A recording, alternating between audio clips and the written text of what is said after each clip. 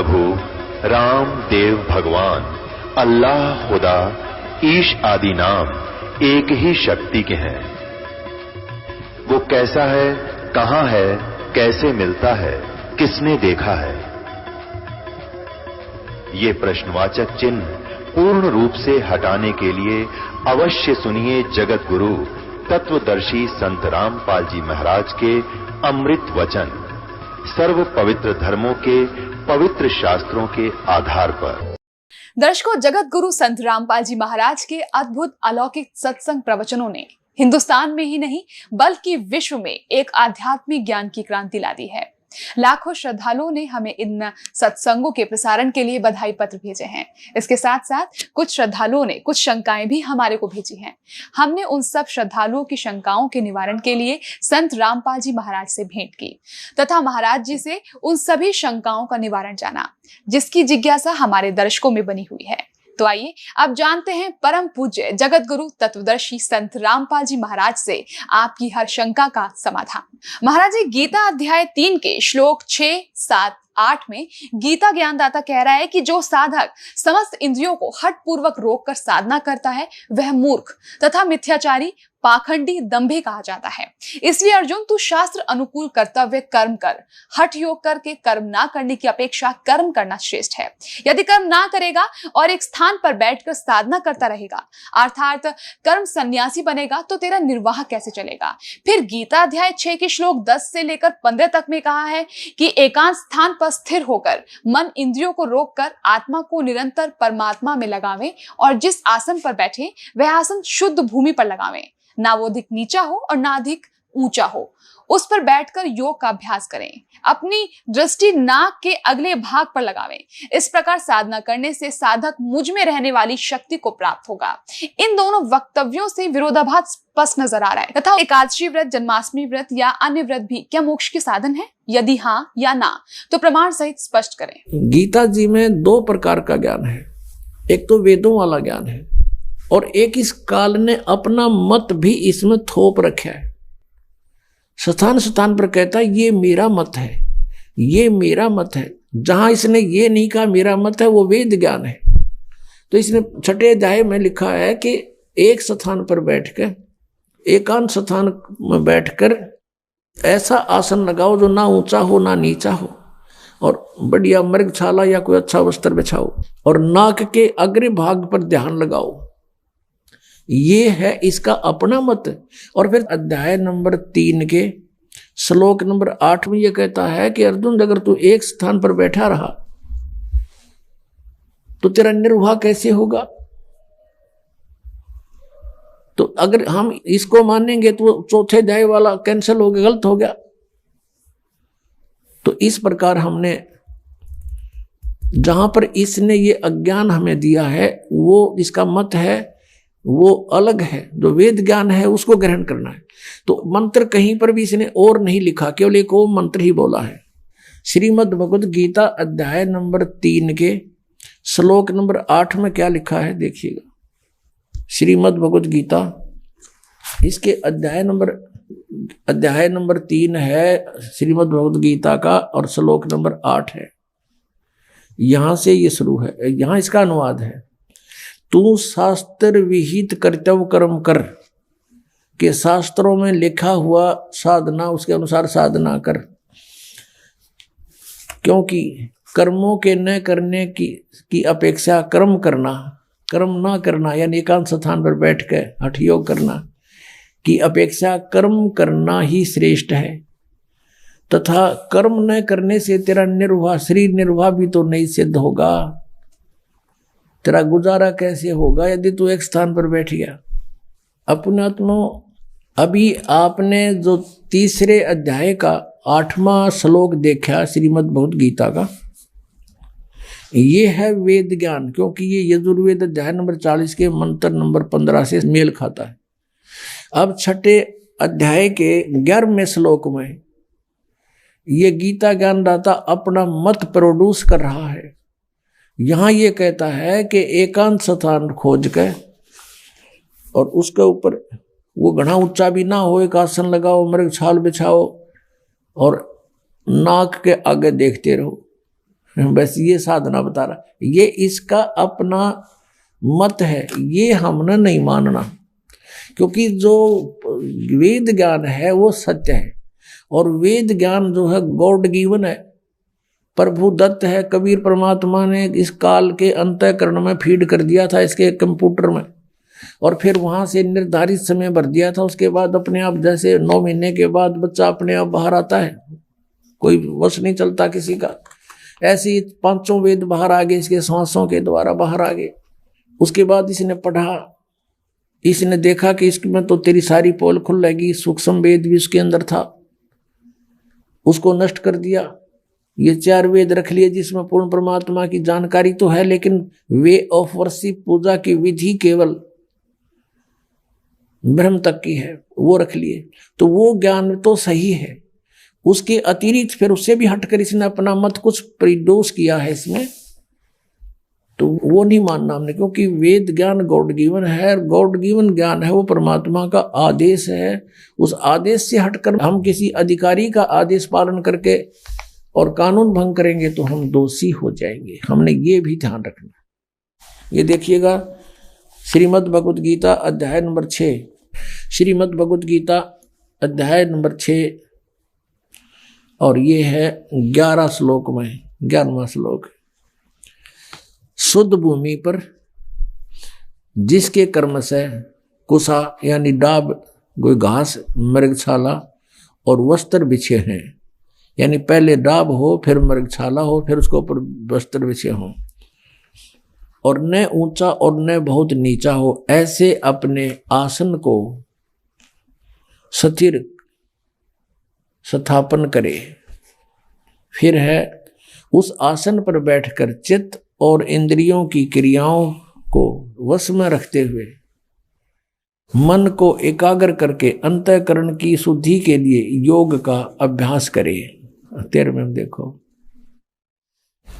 काया, सिर और गले को समान एवं अचल यानी सीधा रख के धारण करके और स्थिर होकर अपनी, वैसे यहाँ से ये 10 में से शुरू होता है, इसकी सारी क्रिया यहाँ से 10 में से शुरू होती है कि मन और इंद्रियों सहित शरीर को वश में रखने वाले आशा रहित, संग्रह रहित योगी अकेला ही एकांत स्थान में स्थिर होकर आत्मा को निरंतर परमात्मा में लगावे, परमात्मा में, अपने में नहीं। आगे फिर देखो, अब 11वां हमने पढ़ लिया कि शुद्ध भूमि पर एकांत स्थान तो ऊपर पढ़ लिया, कर्म से ये पहले डाब बिछी हो, फिर मृगशाला हो, फिर वस्त्र बिछे हो, ऐसा आसन लावे, ना घना ऊंचा हो ना ज्यादा नीचा हो, इस प्रकार अपने आसन को स्थिर स्थापन करे। फिर 12वें में कहा है कि उस आसन पर बैठकर चित्त और इंद्रियों को क्रियाओं को वश में रखते हुए मन को एकाग्र करके अंतःकरण की शुद्धि के लिए योग का अभ्यास करे। अब 13वें में, छठे अध्याय का 13वां पढ़ रहे हैं। काया, सिर और गले को सम्मान एवं अचल करके धारण करके और स्थिर होकर अपनी यानी एक स्थान पर डट के बैठे, अपनी नासिका के अग्रभाग पर दृष्टि जमाकर अन्य दिशाओं को न देखता हुआ। अब ये हम देख रहे हैं 14वां,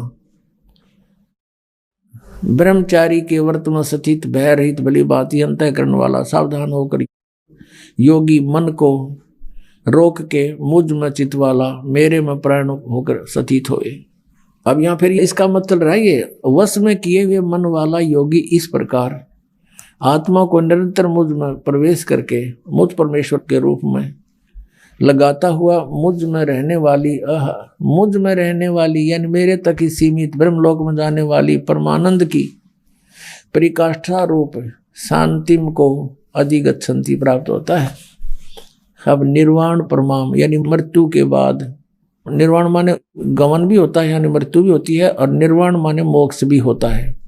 निर्वाण परमामम यानी श्रेष्ठ मेरे सतर का जो मुझ में रहने वाला जो श्रेष्ठ प्रमाण है, उस शांति को प्राप्त होगा। ब्रह्मलोक में जाएगा ब्रह्म का साधक, और वहां जिसी शांति है वो तन प्राप्त हो जाएगी। अंडरस्टूड है। तो छठे अध्याय के 16वें श्लोक में फिर ये भी कहा कि अर्जुन, यह योग न तो बहुत खाने वाले का और न बिल्कुल न खाने वाले का। बहुत खाना तो यूँ है, पेट दड़ी पक्का खा ले अंगड़ाई टूटे, भक्ति हो को ना। और बिल्कुल न खाना, व्रत रखना। व्रत रखना भी गीता में मना है, और ये व्रत रखवाओ एकादशी का, ये कहाँ से लाए।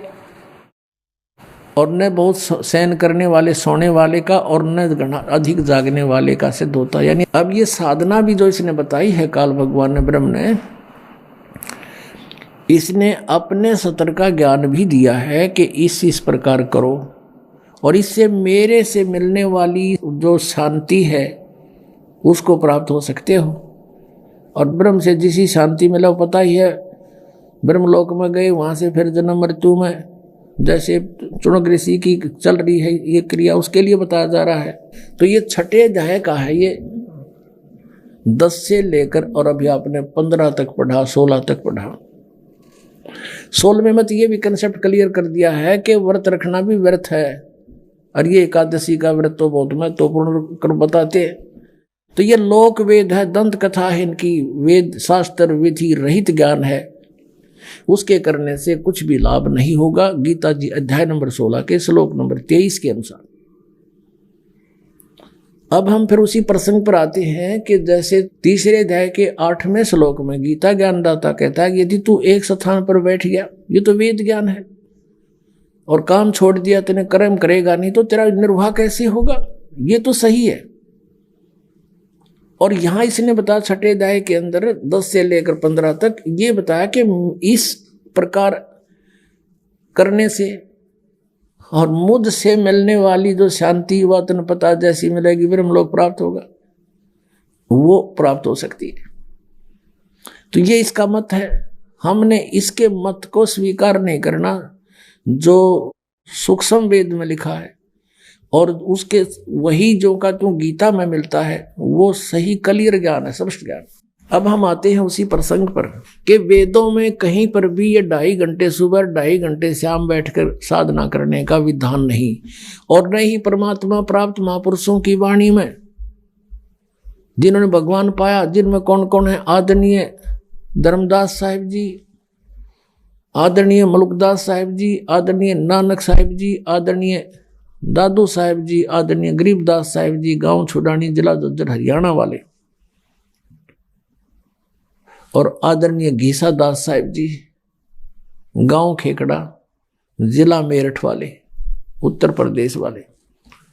इन महापुरुषों की वाणी, इनकी क्रियाएं, इनका जीवन देखिएगा आप। ये सभी काम करते थे, गृहस्थी थे, बाल बच्चेदार थे, अपना जो भी जिसका जैसा व्यवसाय था उस काम के करते करते भक्ति किया करते थे, और वैसा ही विधान वो बताकर हमें चले गए। हम अब उसी प्रसंग पर आते हैं 7वें अध्याय के 18वें श्लोक में, जो गीता ज्ञानदाता कहता है कि मेरी साधना करने वाले जो मेरी भक्ति करते हैं वो मेरे वाली ही अनुत्तम गति में स्थित है, इसी में रह गई, पार नहीं हुए। सूक्ष्म वेद में परमात्मा ने कहा था, ब्रह्मा जी को काल ने क्या बोला, तपो तपो कर वाक्य सुनाया, लोक रचो बल मेरी माया। कि एक तपो तपो कर आवाज कर दी उसने काल ने, और जब तप कर दिया, जब कहा लोक रचो बल मेरी माया, कहती है सब मेरा जाल है, अब लोक रचो, अब सृष्टि रचो, तुम जाओ, वो चार्ज होगी बैटरी, अब अपनी बर्बाद करो। तो यहाँ इन ऋषियों ने कुछ अज्ञान कुछ ज्ञान, जैसे ब्रह्मा जी से प्राप्त ज्ञान से हठ योग शुरू करा। ब्रह्मा जी ने बताया कि मुझे परमात्मा की आकाशवाणी, मैंने 1000 वर्ष तप किया, फिर आकाशवाणी हुई कि सृष्टि करो। तो ये भी उन्होंने परम अक्षर ब्रह्म की वाणी मान ली, या थी काल की वाणी आकाशवाणी, और उधर से ओम नाम वहां से ले लिया। गीता जी अध्याय नंबर 4 के श्लोक नंबर 8 में लिखा कि अर्जुन, यदि तू हट करके बैठ गया एक स्थान पे, तो तेरा निर्वाह कैसे चलेगा। तो कहने का भाव यह है कि हठ योग नहीं करना, किसी भी शास्त्र में नहीं लिखा है। अब आपने सुन लिया, यजुर्वेद अध्याय नंबर 40 के मंत्र नंबर 15 में स्पष्ट किया है कि ओम कर तू समर, केलवे समर, और करतुम समर। ओम नाम का जाप काम करते करते सिमरन करो, विशेष कसक के साथ सिमरन करो, अपना मनुष्य जीवन का प्रथम कर्तव्य मूल कर्तव्य जानकर सिमरन करो। हठ योग एक स्थान पर बैठकर करने को नहीं कहा। ऐसा नहीं है कि जैसे आप बैठे हो तो बैठ के भी कर लो, समय काम नहीं है, कोई दिक्कत नहीं, लेट कर लो, चलते कर लो, बैठते हो। जैसे सूक्ष्म वेद में कहा कि नाम उठत नाम बैठत, नाम सोत जागबे, नाम खाते नाम पीते, नाम से ती लागबे। तो इस प्रकार ये साधना तो इस तरीके की है, ये वेदों अनुसार यानी सदग्रंथों में तो ये सहज साधना है, सहज साधना, सिंपल वर्शिप। और इन्होंने अपने हठ योग ज्ञान से इसको इतना कठिन बना दिया। कोई तप करता खड़ा होकर, कोई उल्टे पैर करके, ऊपर न पैर नीचे को सिर करके, कोई व्रत रख के, कोई पहाड़ों पर जाता भगवान को खोजने के लिए, और कोई कुछ अन्य मंत्र करता है जैसे हरे कृष्ण कृष्ण कृष्ण हरे हरे राधे राधे श्याम मिला दे। ये गीता जी में है कहीं?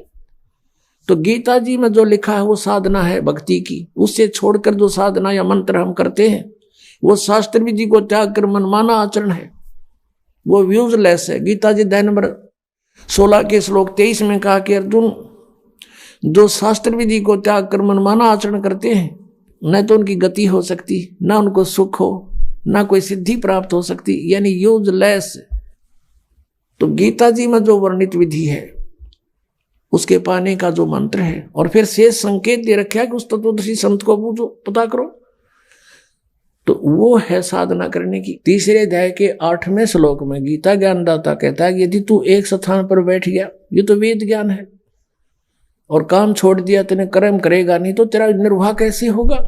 ये तो सही है।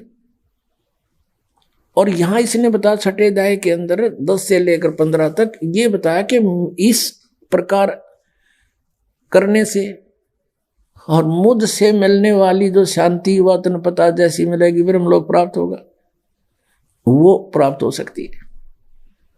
तो ये इसका मत है। हमने इसके मत को स्वीकार नहीं करना। 16वें मत ये भी कंसेप्ट क्लियर कर दिया है कि व्रत रखना भी व्यर्थ है, और ये एकादशी का व्रत तो बहुत महत्वपूर्ण कर बताते हैं।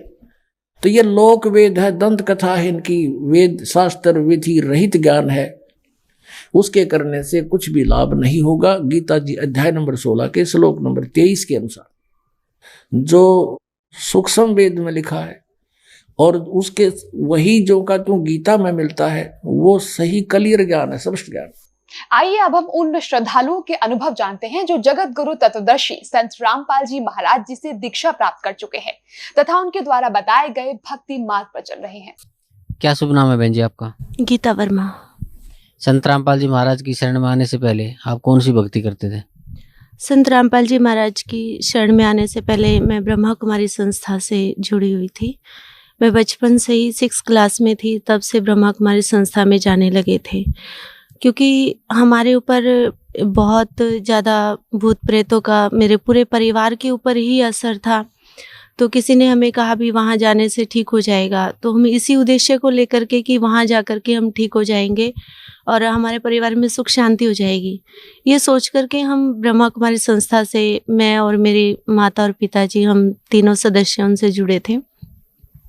वहाँ पर हमने 14 वर्ष तक वहाँ की सभी नियम मर्यादाओं को निभाते हुए, सब कुछ करते हुए, वो सारी भक्ति जैसा भी उन्होंने जो भी मेडिटेशन योगा जो भी बताया वो सब किया। लेकिन उन सब को करने के बावजूद भी किसी भी तरह का कोई भी लाभ हमें नहीं हुआ, ना ही तो कोई हमारे ऊपर से भूत प्रेत का कोई असर खत्म हुआ।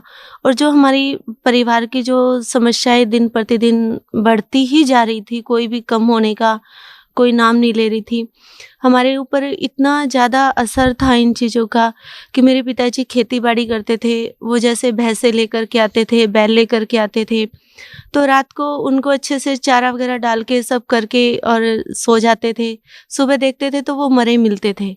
इस तरह से करके घर की ऐसी हालत हो गई थी कि हमें अगर नमक भी लाना पड़ता था तो उसके लिए भी सोचना पड़ता था। कि ना लाएं तो ही अच्छा है। इस तरह से करके हम बहुत ज़्यादा दुखी हो गए थे। तो उस दुखी होने की वजह से बार बार मेरा अंदर से आता था कि कहते हैं परमात्मा सुख के सागर हैं, वो सभी दुखों को काट देते हैं, वो दुख हरता सुख करता है। लेकिन ये क्या हो रहा है, क्यों हमारे दुख नहीं कट रहे, क्यों हमें सुख शांति नहीं मिल रही, क्यों हमारी समस्याएं हल नहीं हो रही। बहुत ज़्यादा हमारी समस्याएं बढ़ती जा रही थी। तो उस भक्ति से हमें किसी भी तरह का कोई भी लाभ प्राप्त नहीं हुआ। फिर इस आहिस्ते आहिस्ते परमात्मा से विश्वास इन सब वजह से उठने लगा। मन में आया कि नहीं, यहाँ पे भगवान नहीं है। वो कहते हैं कि शिव परमात्मा है, लेकिन नहीं, ये परमात्मा नहीं है। अगर ये परमात्मा है तो फिर परमात्मा दुख हरता सुख करता नहीं है। इस तरह की बहुत सारी उलझने हमारे माइंड में चलती रही, जिससे हम परमात्मा को ढूंढने की एक इच्छा और प्रबल होने लगी कि नहीं, परमात्मा कोई और है, कहीं और है, कहाँ है। तो इसी कसमकस में लगभग 14 वर्ष वहाँ पर बीत गए, ये सोचते सोचते कि शायद कभी हल हो जाए। वहाँ पर जितनी भी बड़ी दादियाँ, बड़े भाई जो भी थे, सबसे हम पूछते थे कि ऐसी समस्या है, ऐसा हो रहा है, तो अब हम क्या करें, अब हम क्या करें।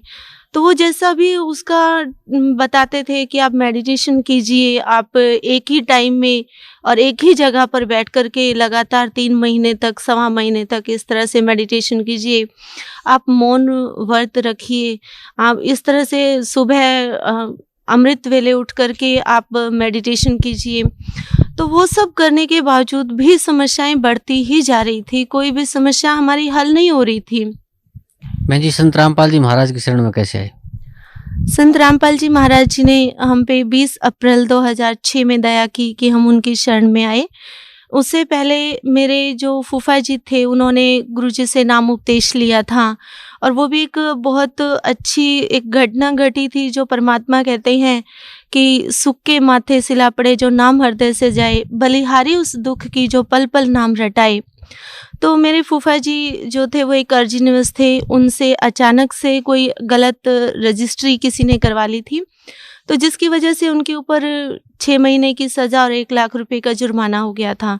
जैसे ही उनको संत रामपाल जी महाराज की किताब मिली, उन्होंने उस किताब को पढ़ा, और किताब पढ़ने के बाद वो गुरुजी की शरण में आए, उन्होंने नाम उपदेश लिया। आज जैसे कि उनको किताब मिली, अगले दिन उन्होंने नाम उपदेश लिया, और तीसरे दिन ये फाइनल था कि उनको ये सज़ा मिलनी है। उन्होंने गुरुजी से प्रार्थना की कि गुरुजी ऐसे ऐसे हुआ है। तो गुरुजी ने कहा कि बेटा, अगर आप सच्चे हो तो परमात्मा साथ हैं। जैसे ही वो कोर्ट के अंदर गए तो एकदम से जज ने बोला कि आपके ऊपर कोई केस नहीं होता है और आप फ्री हैं। उनको बाइज्जत बरी कर दिया गया। इस बात से हमारी हालत जो घर की बहुत ज़्यादा ख़राब हो रखी थी, तो मेरे पिताजी, उनके पास, मेरे फूफा जी के पास सोनीपत में सब्जी की दुकान उन्होंने की थी। तो फिर फूफा जी ने उनको बताया कि ऐसे ऐसे मेरे ऊपर समस्या आई थी, गुरुजी की दया से ठीक हो गई है, तो आप भी नाम उपदेश ले लीजिए। तो मेरे पिताजी ने सोचा कि ठीक है, बाकी सब जगह भक्ति और देवी देवताओं की करके और ब्रह्मा कुमारी संस्था में भी इतने वर्षों तक रह करके सब देख लिया, लेकिन किसी चीज़ से कोई लाभ नहीं हो रहा, तो यहाँ भी देख लेते हैं। तो पिताजी ने नाम उपदेश ले लिया। जैसे ही मेरे पिताजी ने नाम उपदेश लिया, परमात्मा बंदी छोड़ सद्गुरु रामपाल जी महाराज की इतनी दया हुई कि उनके शरीर में भी और उनकी मन में भी इतनी एकदम शांति और इतना उजाला सा उन्होंने फील किया कि जैसे एक मुर्दे के अंदर जाना चाहती हैं। उसके बाद उन्होंने मेरे माताजी को नाम उपदेश लेने के लिए कहा, तो माताजी ने भी नाम उपदेश ले लिया। फिर उन्होंने मुझे कहा, जब भी मैं कभी घर पे मिलने के लिए आती थी माता पिता से, तो वो हमेशा मुझे गुरुजी के बारे में बताते थे कि आप एक बार चल कर देखिए, आप वहाँ से नाम उपदेश ले लीजिए। तो मैं पिताजी की किसी भी बात को एक्सेप्ट नहीं करती थी। मैं कहती थी नहीं, मुझे गुरुओं के चक्कर में नहीं पड़ना है, मैं ठीक हूँ। लेकिन मैं अंदर से सेटिस्फाई भी नहीं थी अपने रास्ते से, अपने उस संस्था में ज्वाइन करने से, वहाँ से भी मैं सेटिस्फाई नहीं थी। लेकिन मैं जैसे गुरुओं के बारे में सुना था, बहुत कुछ, कभी नेगेटिव कभी पॉजिटिव सुनते रहते थे, तो उसकी वजह से मेरा विश्वास नहीं था गुरुओं पे। तो मैंने कहा था मुझे गुरुओं के चक्कर में नहीं पड़ना।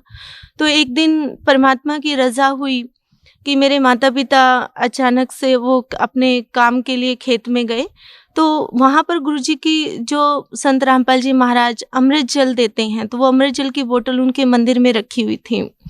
उस अमृत जल की बोतल को देख कर के मेरी इच्छा हुई कि मैं इसको पी लूँ, तो मैंने उसे पिया। मेरे ऊपर जो भूत प्रेतों का असर था, उसको पीने से मेरे को बहुत शांति और बहुत रिलैक्स महसूस हुआ। फिर मैं गुरुजी की जो तस्वीर थी वो गोदी में लेकर के बैठ गई और मैं बहुत रोई। मैं इसलिए रोई कि परमात्मा को पाने के लिए मैं इतने वर्षों से भटक रही हूँ। गुरुजी, आप कहते हो कि कबीर साहब परमात्मा है और ब्रह्मा कुमारी संस्था वाले कहते कि शिव परमात्मा है। आखिर परमात्मा कौन है, कहाँ है, जिसकी तलाश में आज तक हम भटक रहे हैं? आप कहते हो कि परमात्मा सुख देने वाले हैं, फिर हमें सुख क्यों नहीं मिल रहा? इस तरह से मैं गुरुजी की शरण में बहुत ज़्यादा रोई। तो वहाँ रोते रोते ही मैं सो गई। तो बंदी छोड़ कबीर साहब गुरुजी के रूप में आए और सपने में ही उन्होंने मुझे प्रथम मंत्र दिया। उसके बाद फिर मेरी इच्छा हुई कि मैं एक बार आश्रम जरूर आऊँ और देख कर के आऊँ। तो उससे पहले मैंने गुरुजी को 2 पत्र भी लिखे थे, जिसके अंदर मैंने बहुत कुछ लिखा था और मैंने अपनी माताजी को भी कहा था कि गुरुजी क्या जवाब देंगे, आप पूछ करके आना। तो गुरुजी से जब मेरे माताजी ने प्रार्थना की तो गुरुजी ने कहा कि जब बेटी सामने आएगी तभी उसको उसकी प्रार्थनाओं का जवाब देंगे। तो इस उद्देश्य को लेकर के कि मैं गुरुजी से जो मैंने प्रार्थना की है उसका क्या वो जवाब देते हैं, वो लेने के लिए भी मैं मात्र देखने के लिए क्रोथा आश्रम के अंदर आई थी। जैसे ही मैं आश्रम के अंदर आई, मैंने आश्रम के अंदर प्रवेश किया, तो एकदम से मुझे ऐसे लगा जैसे ये सब कुछ मैंने पहले से ही देख रखा है। यहाँ जितने भी भाई बहने हैं सबको मैं पहले से ही जानती हूँ और मैंने नाम उपदेश ले लिया। नाम उपदेश लेने के बाद जब गुरुजी के पास मैं दर्शनार्थ गई तो उस समय भूत प्रेतों के असर की वजह से मैं इतना ज़्यादा परेशान हो रही थी, मुझे बहुत रोना आ रहा था, बहुत घबराहट हो रही थी, बहुत मेरे को ये हो रहा था बस भाग ले तू यहाँ से, जैसे कहीं तू फंस गई है। तो फिर बहनों ने बोला भी गुरुजी आ गए हैं, नाम उपदेश ले लीजिए। नाम उपदेश लेने के लिए गई। जैसे ही मैंने नाम उपदेश लिया गुरुजी से, तुरंत ही मुझे ऐसे लगा जैसे मेरे सिर से कई क्विंटल वजन उतर गया हो और मैं एकदम अपने आप को मैंने बहुत हल्का महसूस किया। गुरुजी के दर्शन किए। दर्शन करने के लिए जब चरणों में हम गए गुरुजी के पास, तो चरणों में हमने गुरुजी के चरण जैसे ही छुए तो मुझे ऐसे लग रहा था जैसे मैं किसी इंसान के नहीं बल्कि किसी रूई को ऐसे दबा रही हूँ। तो उसको देख करके अचानक से मैंने गुरुजी की फेस की तरफ देखा तो मुझे गुरुजी के चारों तरफ एकदम सफ़ेद लाइट सी नज़र आई और गुरुजी बहुत सफ़ेद, एकदम सफ़ेद थे, जो ऐसा सफ़ेदी कि मैं उस कलर को बयान नहीं कर सकती। यहाँ पर वो कलर नहीं है जो उस समय मैंने गुरुदेव जी का देखा था।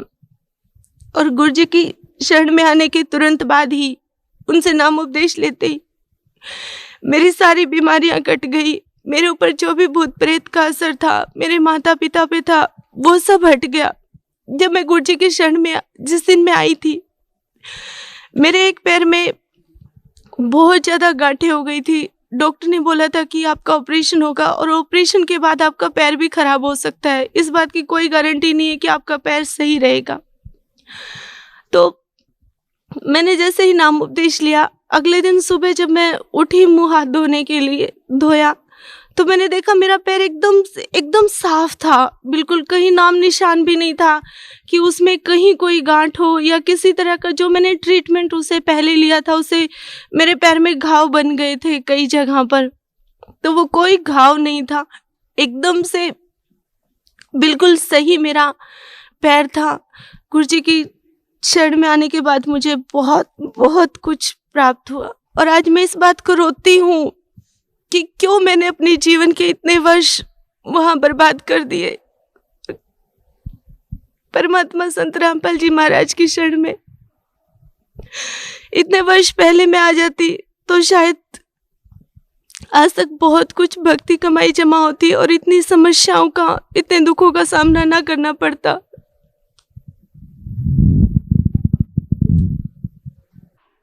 लेकिन अब मेरे पास कोई शब्द नहीं है कि जिसके लिए मैं परमात्मा का शुक्र कर सकूं, बंदी छोड़ सतगुरु रामपाल जी महाराज का, कि उन्होंने इतनी बड़ी दया, इतनी असीम कृपा हम पे की कि जो अपने श्री चरणों में ले लिया। गुरु जी के शरण में आने के बाद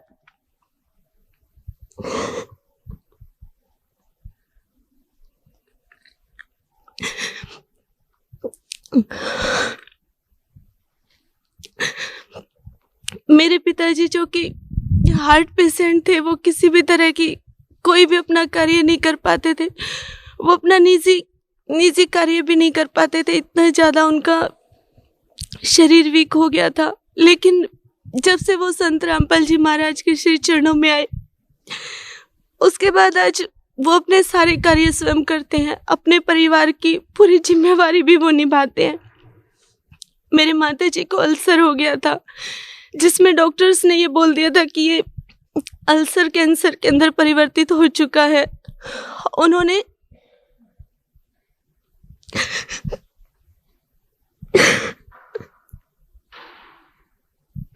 जो भी टेस्ट किए थे उन सब से उन्होंने कहा कि 99% आपको कैंसर है।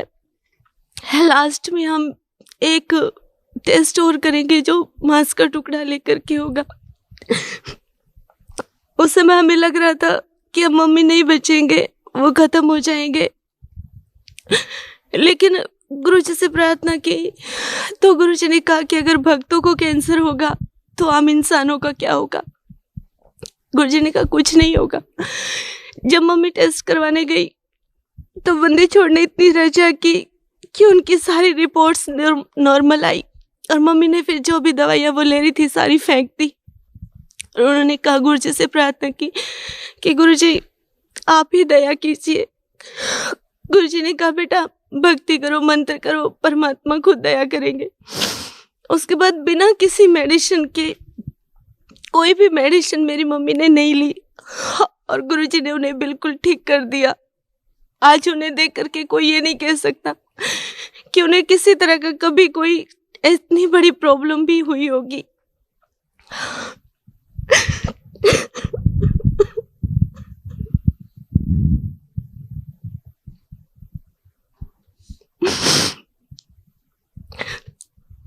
बहन जी, आप ब्रह्म कुमारी पंथ से पहले जुड़ी हुई थी, तो वहाँ पे आपको क्या भक्ति दी जाती थी? ब्रह्मा कुमारी संस्था से जुड़ना, मुझे आज ये लग रहा है कि मैंने अपने जीवन के इतने वर्ष बर्बाद कर दिए। वहाँ पर मैंने अपना जीवन ही एक प्रकार से सब कुछ खत्म हो गया था। वहाँ पर बताया जाता है कि परमात्मा निराकार है, आप एक आत्मा है, इस सृष्टि चक्र 5000 वर्ष का है, और परमात्मा जो है वो शिव है। लेकिन उन सब बातों को कई बार मैं सोचती थी, जैसे हेडक्वार्टर माउंट आबू जाते थे तो वहाँ पर गुलजार दादी जी के तन में शिव परमात्मा, जैसा कि वो बताते हैं परमात्मा, लेकिन आज तो गुरु जी की शरण में आने के बाद सच्चाई का पता चल गया कि वो मात्र एक प्रेत आत्मा है, कोई भगवान नहीं है, कोई भगत नहीं है, कोई संत भी नहीं है। वो उनके तन में आते थे। तो मैं सोचती थी कि जब परमात्मा निराकार है तो वो इनके तन में कैसे आ रहे हैं। वो इस शरीर में तो इस तरह से तो भूत प्रेत आते होते हैं, लेकिन उस समय कोई और रास्ता भी नहीं था, कोई सच्चाई का कहीं कुछ मिलने का कोई आसार भी नहीं था। इसलिए उसी बात को ही सच मान करके उसी आधार से चलते जा रहे थे। लेकिन गुरु जी की शरण में आने के बाद, परमात्मा से जुड़ने के बाद सारी सच्चाई का पता चला कि परमात्मा निराकार नहीं, वो साकार है, वो शय शरीर है, और उनका नाम कबीर है। वो परमात्मा सतलोक के वासी हैं, जो हम सब आत्माओं को वाक्य में ही आकर के सुख देते हैं, हमारे सभी दुखों को मिटाते हैं। मेरे परिवार पर जो परमात्मा ने रजा बख्शी है, जब से हम संत रामपाल जी महाराज की शरण में आए हैं, तो तब से इस बात का एहसास हुआ है कि वाकई में परमात्मा क्या होता है, भक्ति क्या होती है, भगवान क्या होता है। उससे पहले ये शब्द सुने थे कि भक्ति होती है, भगवान होता है, लेकिन वो क्या होता है, कैसा होता है, वो संत रामपाल जी महाराज के श्री चरणों में आने के बाद ही पता चला। बहन जी, जो ब्रह्म कुमारी में जो मुरली बताते हैं, वो मुरली क्या होती है? मुरली वो होते 4 पेज होते हैं, जिसमें जब गुलजार दादी के तन में वो प्रेत आत्मा, वो उनका शिव बाबा, वो भगवान जिसे वो परमात्मा मानते हैं, वो आते हैं तो वो प्रवचन देते हैं 1.5-2 घंटे का, 3 घंटे का। तो वो प्रवचन रिकॉर्ड किया जाता है और उस रिकॉर्डिंग उसके अंदर टेप किया जाता है, लिखा जाता है। तो उसको लिख करके ही जितने भी ब्रह्मा कुमारी संस्था के जितने भी सेंटर हैं, जितने भी उनके आश्रम हैं, सभी आश्रमों पर भेजी जाती है। उसी को ही वो मुरली बोलते हैं। वाकई में मुरली तो संत रामपाल जी महाराज के जो सत्संग है, जो वचन है, वो वाकई में मुरली है। क्योंकि मुरली माना मधुर वचन, जो हमारे जीवन में कुछ चेंज लाए, जो हमारे दुखों को ख़त्म करे, जो हमें जीवन दान दे। तो वो मुरली, वाकई में जो मुरली है, वो संत रामपाल जी महाराज के प्रवचन है, ना कि वो। बहन जी, आज भी जो लोग ब्रह्म कुमारी से जुड़े हुए हैं, तो उन लोगों को आप क्या कहना चाहते हैं? मेरी ब्रह्मा कुमारी संस्था से जुड़े हुए सभी भाई बहनों से हाथ जोड़ करके प्रार्थना है कि आप सभी एजुकेटेड हैं, इंटेलिजेंट हैं, आप सबने परमात्मा की खातिर अपना घर परिवार, अपने भाई बहनें सभी छोड़े हैं, आप समर्पित हैं भगवान की खातिर। तो एक बार, सिर्फ एक बार आप संत रामपाल जी महाराज जी द्वारा बनाई गई बुक ज्ञान गंगा, या फिर उनका जो साधना चैनल पर जी जागरण पर जो सत्संग आता है, वो आप अवश्य सुनिए। कहीं ऐसा ना हो कि कल आप मेरे की तरह रोए कि हमने इतने वर्ष अपने जीवन के बर्बाद कर दिए। क्योंकि सभी ब्रह्मा कुमारी संस्था के भाई बहनों से मेरी रिक्वेस्ट है कि थोड़ा सोच कर देखिए, वो दादी जो कि head of the department Brahma Kumari संस्था की थी, प्रकाशमणि दादी जी, जो 9 वर्ष की परमात्मा की खातिर समर्पित हो गई थी। उन्होंने कितनी तपस्या, कितना सहन किया, कितना सब कुछ किया, उसके बावजूद उनका अंत क्या हुआ? उनका अंत हुआ कि वो ब्रेन ट्यूमर से उनकी मृत्यु हुई। 2 महीने वो कोमा में रह करके, हॉस्पिटल में रह करके उनकी मृत्यु हुई है। वो दादी जिनको आप कहते हैं गुलजार दादी, जिनके तन में परमात्मा आते हैं, आपकी भाषा में, मेरी भाषा में नहीं, क्योंकि मुझे तो संत रामपाल जी महाराज के श्री चरणों में आने के बाद पता चल गया कि परमात्मा कौन है, कहाँ है और कैसे हैं। गुलजार दादी जिनके तन में वो प्रेत आत्मा आती है, आज उनके हर साल कैंसर के ऑपरेशन होते हैं, उनका भी शरीर स्वस्थ नहीं है। जगदीश भाई जिन्होंने पूरा ब्रह्मा कुमारी संस्था के अंदर जितना भी लिटरेचर है, सारा लिटरेचर उन्होंने लिखा है, तो वो लिखने वाले का भी अंत हॉस्पिटल में ही हुआ। तो आपकी इतनी बड़ी हस्तियों का, जिन्हें आप हस्ती मानते हैं, उनका ये हाल हुआ है, तो आपका क्या होगा? इसलिए आपसे प्रार्थना है, हाथ जोड़ करके मेरी निवेदन है कि आप अपने जीवन को बर्बाद मत कीजिए। ये जीवन बहुत अनमोल है, क्योंकि परमात्मा की वाणी है कि ये मनुष्य जन्म बार बार नहीं मिलता है, ये एक ही बार मिलता है, जिसमें, और आज वो समय है जिसमें परमात्मा ने बहुत बड़ी रजा बख्श रखी है कि आज मनुष्य जीवन भी है, पूर्ण संत भी जो परमात्मा कबीर साहब के अवतार हैं, वो भी धरती पर अवतरित है, और ये भक्ति युग चल रहा है। तो इस युग में, इस समय में परमात्मा को पहचान करके, इनके ज्ञान को सुन करके एक बार अपने माइंड पर जोर दीजिए, सच और झूठ का फैसला कीजिए, और उसके बाद अपने जीवन को आप खुद सही राह दीजिए। मेरी आपसे रिक्वेस्ट है कि बहाव में मत बहिए। बहाव में बह जाना कोई इंसान का कर्म नहीं होता है, क्योंकि परमात्मा ने हमें माइंड दिया है, वो सोचने के लिए ही दिया है। तो उस भावना में ना बह करके आप ज्ञान को, उस ज्ञान को आप सुनते आ रहे हैं इतने वर्षों तक। आप संत रामपाल जी महाराज के, मेरे पूर्ण परमात्मा कबीर साहब के ज्ञान को भी आप एक बार सुनिए। और स्वयं आप इस बात का फैसला कर लेंगे कि आज तक जितने भी वर्ष आपने ब्रह्मा कुमारी संस्था में लगाए हैं, वो सारे वर्ष, वो जीवन आपने अपना बर्बाद कर दिया। और अब भी वक्त है, अभी संत रामपाल जी महाराज की शरण में आकर के अपने जीवन को सफल कर लीजिए। और आपके जीवन का जो मेन उद्देश्य है, जिसको लेकर के आप समर्पित हुए हैं, भगवान को पाना, तो वाक्य में परमात्मा को आप संत रामपाल जी महाराज के श्री चरणों में आने के बाद ही पा सकते हैं। और कहीं पर भी ब्रह्मा कुमारी संस्था तो क्या, दुनिया के किसी भी कोने में किसी भी भक्त, महंत, संत, किसी के भी श्री चरणों में कहीं पर भी आप परमात्मा को नहीं पा सकते हैं। ये 100% गारंटी है कि परमात्मा को अगर आपने पाना है, अपने जीवन को सफल करना है, मोक्ष अगर आपको चाहिए, तो केवल और केवल संत रामपाल जी महाराज के श्री चरणों में ही है। इसलिए आप अपने जीवन को बर्बाद मत कीजिए।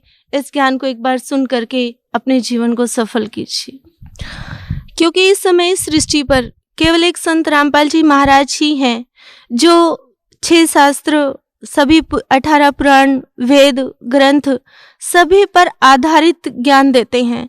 वो संसार की लोक कथाओं के आधार पर ज्ञान नहीं देते हैं। गुरुजी की जो भी किताबें हैं, जो भी सत्संग वो आप करते हैं, उन सबको आप देखिए, सभी वेद शास्त्रों को गुरुजी ने खोल करके प्रत्यक्ष हम सबको दिखाया हुआ है।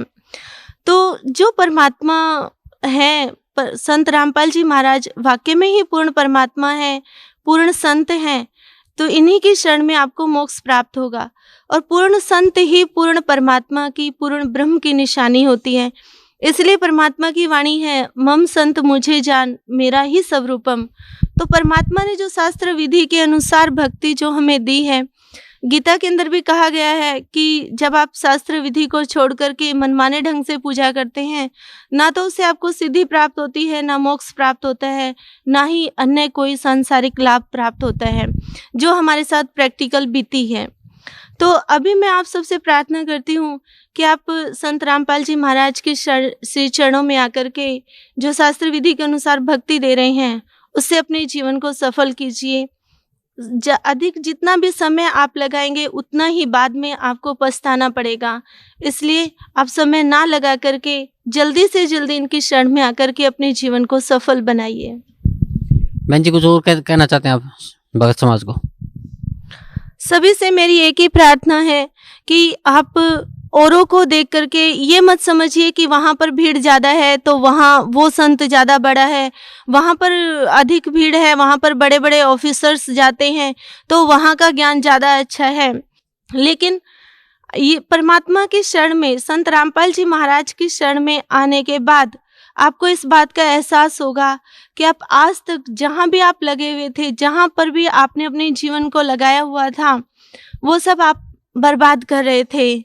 और सॉलिड ज्ञान जो 100% सच है, संत रामपाल जी महाराज ने जो हमें ज्ञान दे रखा है, उसमें कहीं कोई भी चूक नहीं है, किसी भी तरह का कोई भी संशय क्रिएट नहीं होता है। संत रामपाल जी महाराज का ज्ञान जब आप सुनेंगे, जब उनकी बनाई गई बुक्स को, उनके आध्यात्मिक लिटरेचर को जब आप पढ़ेंगे, तो अपने आप जो सवाल आपके माइंड में कभी उठे भी नहीं हैं, उन सवालों का भी जवाब आपको 100% और हजारों उदाहरणों के साथ, हजारों प्रूफ के साथ परमात्मा संत रामपाल जी महाराज देते हैं। तो उसे आप सुनिए, देखिए, समझिए, और परमात्मा ने आपको माइंड दिया है, उस माइंड का आप इस्तेमाल कीजिए, अपने जीवन को सफल कीजिए। धन्यवाद बहन जी, आपका बहुत बहुत धन्यवाद। नमस्कार सर। नमस्कार जी, सत साहिब। आपका शुभ नाम क्या है जी? मेरा शुभ नाम जी रामपाल दास है जी। कहाँ से आए आप? यूपी, जिला शामली, गांव वैदखेड़ी है जी। संत रामपाल जी महाराज की शरण आने से पहले आप कौन सी भक्ति करते थे? जी मैं एक ओझा था, झाड़ फूंक करने वाला, जिसे शाना कहते हैं जी, और झाड़ फूंक करता था मैं। और बचपन से ही शिव जी की भक्ति करता था। और उसके बाद मैं भक्ताई लाइन पकड़ी और झाड़ फूंक का काम किया मैंने। और जी झाड़ फूंक का काम करते करते मैं ऐसा उलझ गया दुखों में, मुझे रास्ता नहीं मिला, मैं क्या करूं। हाँ जी, जैसे मैं झाड़ फूंक करता था, लोगों के इलाज करता था, और लोगों के इलाज करते करते पता नहीं एक महात्मा ने मुझे एक सिद्धि बताई, साधना, अष्ट सिद्धि 9 निधि। और अष्ट सिद्धि इन्होंने दी, जो मैंने साधना करी वो मेरी साधना खराब होगी। और उसके बाद घर में बीमारी बहुत ज़्यादा बढ़ गई, बच्चे बीमार रहने लगे, घर वाले बीमार रहने लगे, मैं बीमार होगा। मुझे एक ऐसी परेशानी बनी, एक गोनोरिया टाइप की कोई गुप्त बीमारी थी। मैं बहुत बड़े बड़े डॉक्टर छान मारे, कहीं किसी से कोई आराम नहीं मिला और मैं थक के बैठ गया। वो मुझे रास्ता नहीं मिला, मैं क्या करूं। सर संत रामपाल जी महाराज की शरण में कैसे आए आप? जी, हमारे गांव का एक संजय दास भगत था। मैं अपनी जो मेरी घरवाली थी भक्तमती जो है, मैंने उसे भेजी उसी घरवाली के पास में, पूछो भाई जैसा आपने सत्संग ले रखा संत रामपाल जी महाराज का, वहाँ कोई साने टाइप के भगत टाइप के आदमी भी जा गया। उसने बताया वहाँ सब तरह के आदमी जहाँ, और जो लाइलाज बीमारी, 2 लाइलाज बीमारी है, एड्स और कैंसर, उसके भी वहाँ इलाज है। तो जी मैंने मन बना लिया। मेरी घरवाली के भी कुछ ऐसा रोग था, एक रसोली थी और कुछ 2-3 परेशानी ऐसी थी। डॉक्टर ने कह दिया भाई 20 दिन में ऑपरेशन करा लो, इसका कोई इलाज नहीं है। मेरे ऐसी परेशानी थी कि मैं दिल्ली SISD हॉस्पिटल है वहाँ भी गया और मेरठ, शामली, हर जगह दिखा लिया, बात बनी नहीं। तो मैं जी इरादा बना लिया, मैं उस लड़के को कहने लगा संजय दास को, भाई मुझे वहाँ से लेकर चलो, मैं भगताई लाइन से परेशान हूँ, मेरे पास अकेला लड़का है, मैं चाह रहा ये इस लाइन में ना आवे भगताई लाइन में, मेरा तो जीवन खराब हो ही गया। वो कहने लगा भाई कल को चल। मैं कहा भाई जन्माष्टमी का टाइम आ रहा, या जन्माष्टमी हो लेने। कहना नहीं सुबह ही चल। मेरी परचून की दुकान थी। मैं कहने लगा भाई दिलबाग नहीं बेचनी तुझे और सिगरेट बीड़ी कोई नहीं बेचनी। मैंने सोचा भाई ये तो मैंने एक जो दुकानदार था उसके पास भिजवा दिए, उसने रख लिए, चलो भाई पैसे फेर दे देंगे। मैंने सोचा ये जो पूजा पाठ का सामान है मेरा, चिमटा था, घड़नावल थी, कितना सामान था पूजा पाठ का, इसे आने के बाद मैं सड़ाऊंगा। ऐसा ना हो मैंने भी जो शक्ति तैयार करके पूजा पाठ करके, और उधर मान लिया किसी वजह से रामपाल जी महाराज की सपोर्ट मुझे ना मिली तो ये चीज़ मुझे परेशान कर देंगे। मेरे घर में ऐसी परेशानी थी, एक जैसे माता मसाणी होती है ऐसी कोई शक्ति पूजी हुई थी। अगर उसका किसी बुध में हमने जोत ना लगाई और उसकी धार ना दी उसकी दारू की या पानी की, तो घर वाली को परेशानी बनती है, लड़की को परेशानी बनती। तो मुझे सबसे बड़ा खतरा उसका था। मैं कहा पहले गुरु जी का सामने अरदास करेंगे, नाम लेने के बाद में कुछ जो मैं कर्म बताऊंगा वो कर्म करेंगे, उस कर्म करने के बाद में जब सामान सड़ाऊंगा ये। तो जी कोई बात नहीं। वो लड़का कहने लगा ऐसा कुछ नहीं है, तो सच्चे दिल से इस बात को सोचा मुझे चलना है, तुझे सपोर्ट मिल जाएगी। तो जी मैंने मेरे पास धार दी हुई दारू रखी थी, मैं वो एक जगह सड़ाया, बाहर स्कूल था, और मैं बीड़ी और माचिस दिलबाग मैंने बाहर भिजवा दिए, एक दुकानदार को दे दिए।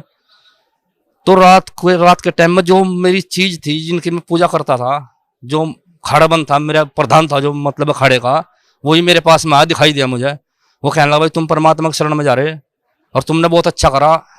मेरे 4 भाई हो रहे और मैं 5 हैं, मैं इन्हें लेकर जा रहा। मैं मुझे जाते हुए दिखाई दिया, मैंने अपनी घरवाली को बताया आज इस करके ये चीज़ जान लग रही, ये जान लग रही, मुझे ऐसे ऐसा कह रहे, है कह रहे परमात्मा के शरण में जा रहे तुम तो जी मैं चले गए। जो 2 शक्ति और थी, मैं कहने कि तू वहाँ परमात्मा के शरण में ना जाओ, भगत जी जैसे तू कहेगा वैसे हम वैसे कर देंगे। मैं कहना चलो तुमने तो बता दिया मैं परमात्मा है। मैं यही बात पूछनी चाह रहा था मैं परमात्मा है, मुझे चाहता मेरे पूरे परिवार को खत्म कर दियो, चाहे मुझे गुरुजी नाम दे या ना दे, पर बाकी मैं भी चाहता मैं पूजने का नहीं। जब मैं बार बार तो मैं ये कहूँगा मुझे परेशानी है, मेरे घर में परेशानी है, मुझे बताओ परेशानी क्यों है, किसकी परेशानी है, क्या हो रहा है, किसी ने कोई रास्ता नहीं दिया था, मैं पूजने का नहीं। तो जी मैंने इस बात का मन बना लिया, मुझे सपोर्ट गुरुजी की मिल गई। मैंने वो सुबह ही सारा सामान भर के बोरी में और गाड़ी करके वहाँ से हम 6 सदस्य घर के थे और हम 6 के 6 अपना गाड़ी में बैठ के 2 भगत हमारे साथ, हमारे गाँव के हमारे साथ में आ गए। हमने वो जमुना में चढ़ा के यहाँ नाम ले लिया।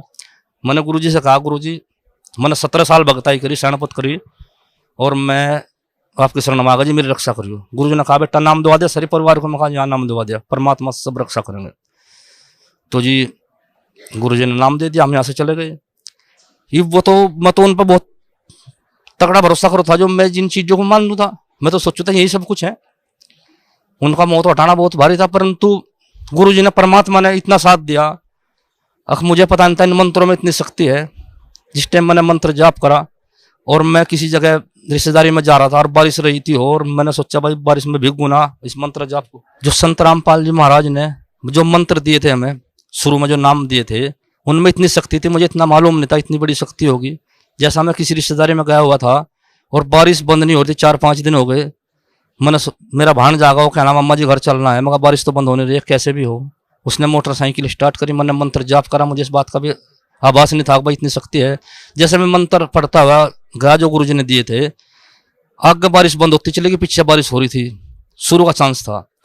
उसके अगले दिन तीसरे दिन जैसा मैं बाजार में गया था, हमारी जो घरवाली है भक्तमती, उसका फोन गया, मेरा मधुमक्खियों का कारोबार था, उसने फोन करा कि मधुमक्खियों के लिए चीनी लेते आना 20 किलो। मेरे पास कोई थैला भी नहीं था। उस दुकानदार ने जो पन्नी में चीनी डाल ली 20 किलो, और मैं सोचा ऐसे पन्नी तो पट जाएगी रास्ते में, कैसा होगा। मैंने ऐसे ही गुरु महाराज का ध्यान लगा, संत गुरु रामपाल जी महाराज का, तो मुझे नाली में एक पन्नी पड़ी हुई दिखाई दी। मैंने सोचा है तो भीग रही होगी। मैंने पन्नी को उठाई और नीचे उसके हाथ फेर कर देखा तो पन्नी सूखी मिली। मुझे बड़ा आश्चर्य हुआ, ऐसा तो मेरी जो चीज जिन्हें मैं मानता था मैं भी इतना साथ नहीं देती थी। बहुत साथ दिया मेरा इन्होंने, मेरा मन जम गया, हाँ इस मंत्र में कुछ शक्ति है, परमात्मा में, संत गुरु रामपाल जी महाराज में शक्ति है। मेरा विश्वास जमता गया।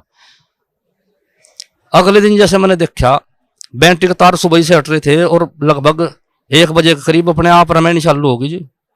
मेरे बच्चे भी इस बात को देख कर हैरान हो गए, ये तो चमत्कार, हर रोज एक चमत्कार दिखने लगा। तो जिस बात से मेरी आस्था बढ़ती चली गई। तो जी ऐसा हुआ, एक दिन हमारे यहाँ का जो कोऑर्डिनेटर है संदीप, वो गुड़गांव में रहता है, उसने फोन करा कि गुरुजी के आदेश हैं, जो आदमी अपना नाम लिखवाना चाहते हो, गुरुजी एक वो बना रहे, जैसे कमेटी होती है भक्तों की, जहाँ भी गुरुजी पुकारेंगे आपको आना पड़ेगा, और गुरुजी का कहने जो नाम लिखवाना चाहता है लिखवा लो।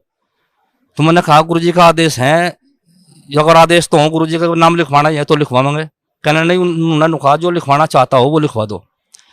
तो जी मैंने सोचा घर का जिम्मेदार है तू, कभी वहाँ झगड़े का मामला है, गवर्नमेंट के साथ में लड़ाई है, मेरा मन डर गया जी।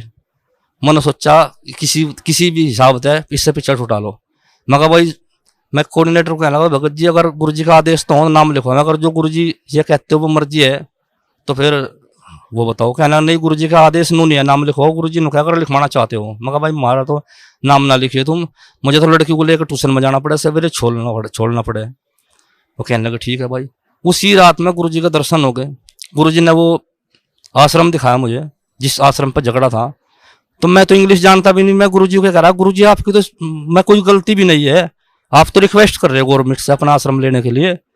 तो गुरुजी ने मुझे कॉल दिखाया, बीच में कॉल है, दूसरी तरफ गुरुजी खड़े।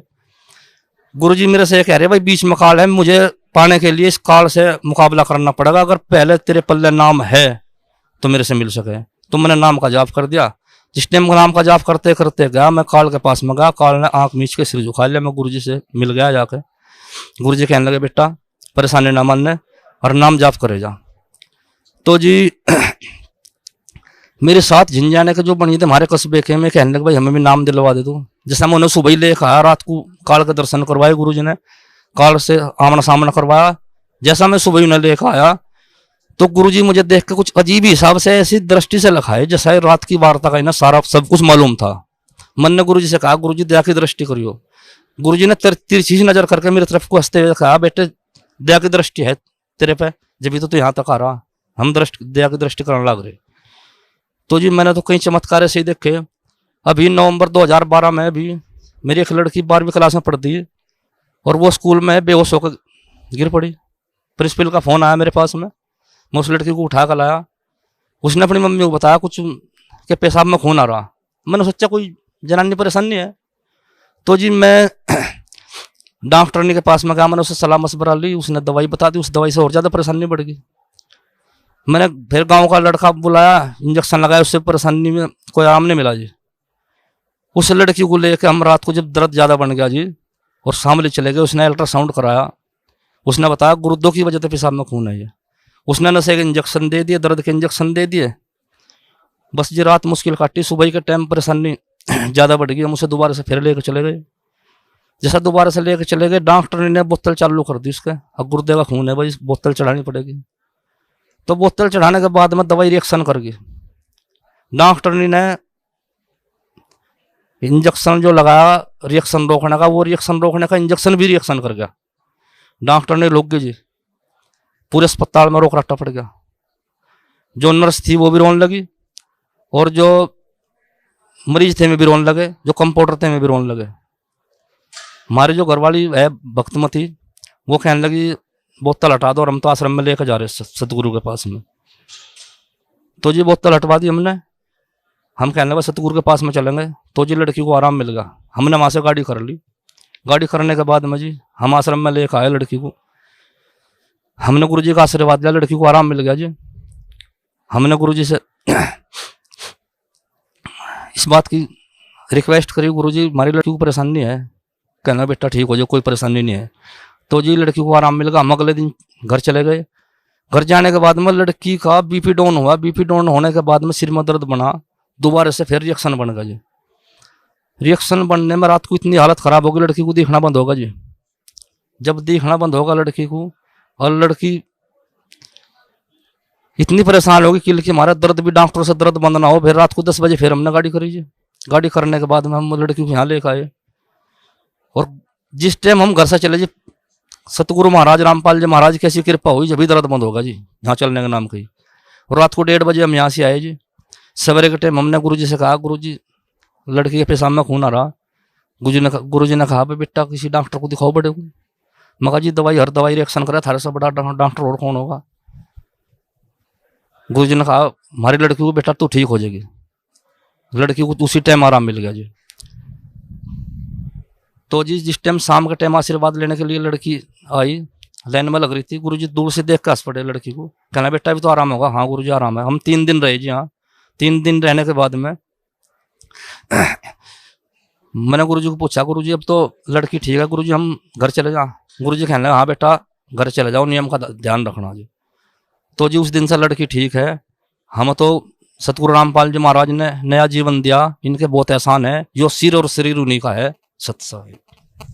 सर आप जिससे पहले झाड़ फूक का काम करते थे, ओझा का काम करते थे, अब वो छोड़ के आप संत रामपाल जी महाराज की शरण में आए हैं, तो भगत समाज को क्या संदेश देना चाहते हैं आप? यही संदेश देना चाहता हूँ जी। जब मैं बचपन में छोटा सा था जी, मुझे जब से ही परले दिखाई देख रहे थे सपने में।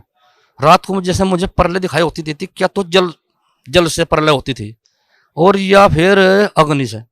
तो जिस टाइम सवेरे आँख खुलती थी सवेरे, तो मुझे ऐसा महसूस देता था कोई मोक्ष का रास्ता ढूंढ ले, कोई मोक्ष का रास्ता जो उससे मुक्ति मिल जाए। मुझे ऐसा कोई रास्ता दिखाई नहीं देता। तो जिस दिन से हम यहाँ से आए, उस दिन तय मन को इतनी शांति होगी कि सतगुरु रामपाल जी महाराज आम इंसान नहीं है, ये खुद परमात्मा है। और मैं भक्त समाज को, ओझा समाज को, सियाणे समाज को ये संदेश देना चाहता हूँ कि वो लाइन छोड़कर जो आधी अधूरी है और उस रास्ते को छोड़कर काल के रास्ते को छोड़कर परमात्मा की शरण में आओ और अपना कल्याण करवाओ। जी धन्यवाद आपका, बहुत बहुत धन्यवाद।